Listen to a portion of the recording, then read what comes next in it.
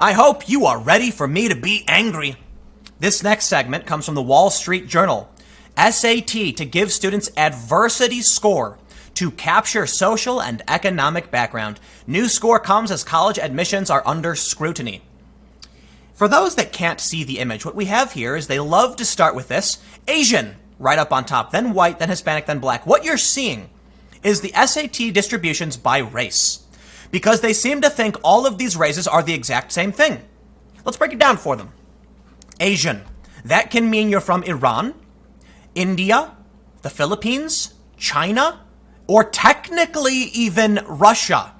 What does that mean? It means to me nothing. It means you are racist and want to lump in wealthy Indian and wealthy Chinese with impoverished Filipinos. Now some people have said, but Tim, Filipinos can classify themselves as Pacific Islander. Sure, right. Lie, right? The point is, this is racist, overtly racist. And this is what you get when you see this social justice, regressive identitarian narrative being institutionalized. Let me stress, when they show on this chart, the Asian average is 1223 on the SAT, and it is the highest. They're talking about wealthy Indian immigrants and wealthy Chinese, or the children of. Yes, I get it. The wealthy immigrants from these two particular countries that make up the overwhelming majority of what you call Asian dominate. But then what happens when you have someone from Vietnam whose family struggled to get here, who are poor, who don't make up the actual ethnic background of those who dominate this category? They have to lie and say, you know what? We're not Asian. What do you call yourself? Anything but. Because they will hold you back even if you are poor. Now, I certainly think the race qualification should be removed entirely because it is overtly racist. Let's talk about Hispanic. What if you're Hispanic from Spain? Hispanic typically just means someone who speaks Spanish. Is someone who grew up in Madrid, going to score less? Oh, are you talking about specifically Mexicans? Are you talking about Brazilian? Like what? Well, Brazilians speak Portuguese. But what do you mean by Hispanic? Hispanic isn't even necessary. It's not even a race. It's like you can be a white person and be considered Hispanic. What does that mean? It typically means you speak Spanish. So how do you break this down? And then we have black. Now that's actually a bit more nuanced, especially as it pertains to the United States. But as we are moving on into the future with more immigration, I knew somebody, I've told the story before, but I'm going to say it bears repeating. When I worked at O'Hare Airport, there was a conversation about political correctness, and someone brought up the idea of the phrase African American and how they thought it was silly because you have people who aren't from, who aren't African American. They're quite literally from the United Kingdom or something. When all of a sudden, one of the black guys we worked with had an accent, got really angry, and said he's not African American, he's Haitian. Why are people calling him that? It's offensive. And I'm like, you can't, there's nothing you can do.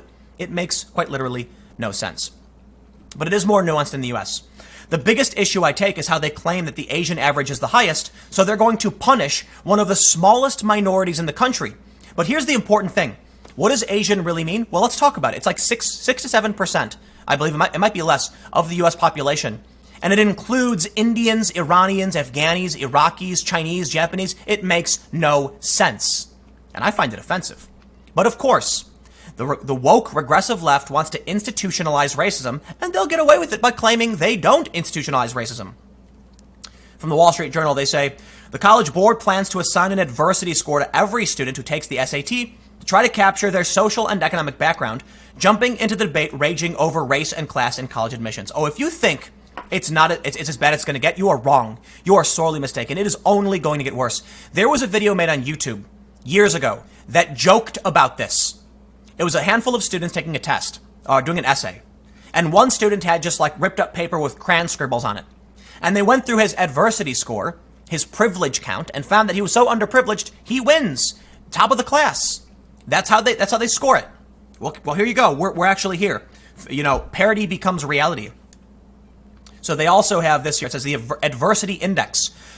College Board's new tool seeks to provide environmental context behind students' test scores by measuring adversity in their neighborhoods, families, and schools. So what? Someone can lie about their neighborhood? It's absolutely absurd. Yes, I'm from the south side of Chicago, therefore I deserve to go to this class. Great. Everyone's going to lie. No one's going to claim to be Asian anymore. Russia's mostly in Asia.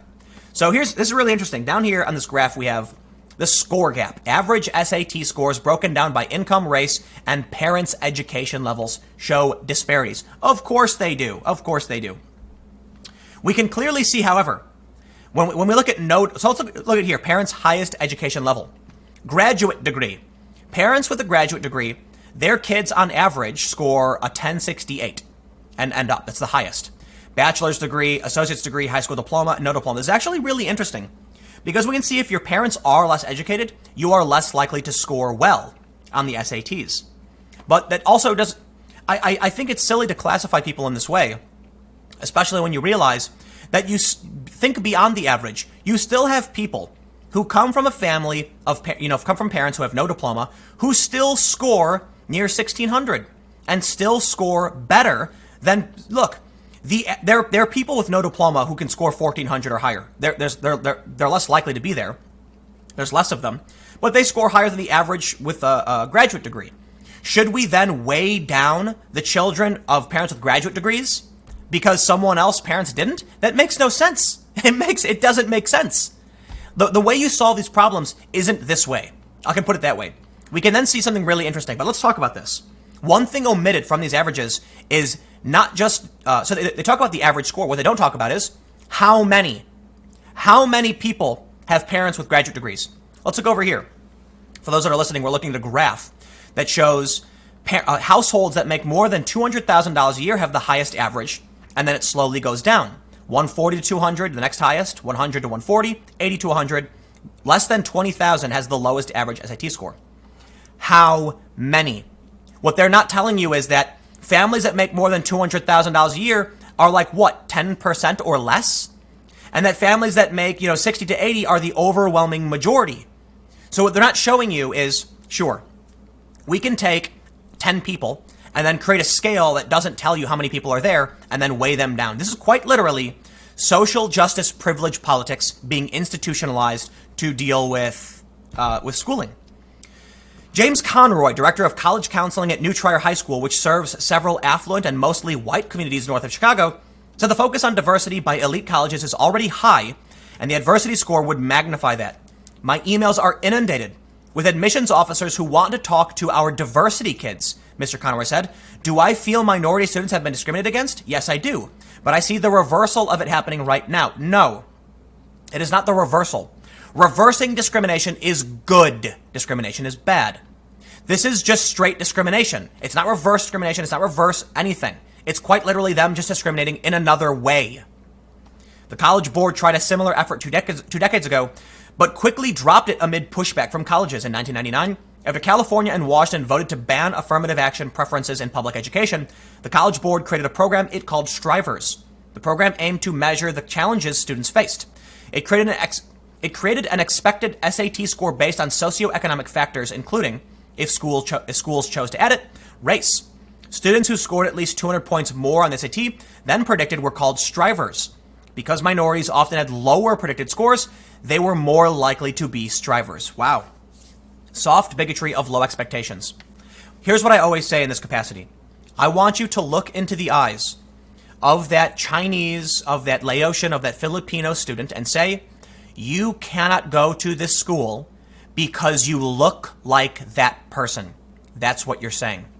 What should be the ultimate determinant in whether or not someone is worthy of attending the school is whether or not they pass. What happens when you take someone who isn't smart enough and put them in a higher learning institution? They struggle and they will do worse. We want to optimize for people's talents and abilities. Not everyone is going to be super smart. Not everyone is going to be super dumb. And yes, historical racism, poverty, these play a role in this. But that doesn't change the fact that simply because your parents couldn't train you to be smarter because they didn't have a degree or didn't make enough money, that doesn't mean you will do well at an Ivy League school. We need to find other ways to alleviate the problem. It is not just putting kids into higher education where the challenges they face are higher. It's getting tutors. It's providing resources to these communities, not setting the standard based on your race for education. I'm going to wrap this one up. The end of the story says, at Florida State University, the adversity score helped the school boost non-white enrollment 42% to 37% in the incoming freshman class. said John Barnell, Assistant Vice President for Academic Affairs at Florida State University. He said he expects pushback from parents whose children go to well-to-do high schools as well as guidance counselors there. That's their standard. They don't care about whether or not minority students are actually succeeding. They care about if a certain percentage of the students look a certain way. Look a certain way. Let's be honest. If you believe, like these people do, that race determines your ability, then you are a racist.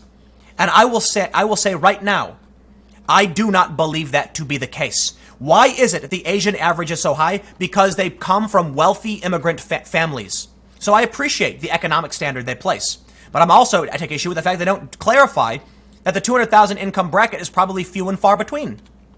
The issue for me, for the most part, is the implication that we can lump every different person who lives in the continent of Asia into one category and then hold it against people because they look a certain way. That is the opposite of what I understood to be Dr. King's vision, that one day his children would be judged based on the content of their character, not the color of their skin. How does this align with his vision? How does Vox and BuzzFeed and the woke left, how does their narrative on race and identitarian politics align with the vision of Dr. Martin Luther King Jr.? I don't see it. And I grew up being told that we should not judge people based on what they look like. You never judge a book by its cover. Now, it's not absolute. If you see someone, who's wearing something that says they're going to do a thing like, I am going to, do a bunch of drugs, then sure, you can make an assumption that maybe they like doing that. So sometimes you can learn a little bit about a book's cover. But we should try to understand there's nuance in personality. And I'll end by saying this. It's going to get worse. They will continue to judge people based on the color of their skin. This is reactionary. This is what reactionaries are. They want to return the world to the neo-segregationists. They want to return it to the status quo. When we used to tell people based on your race. Whatever. I'm done. I got another video coming up for you, a special interview. Stick around, and it will be up shortly.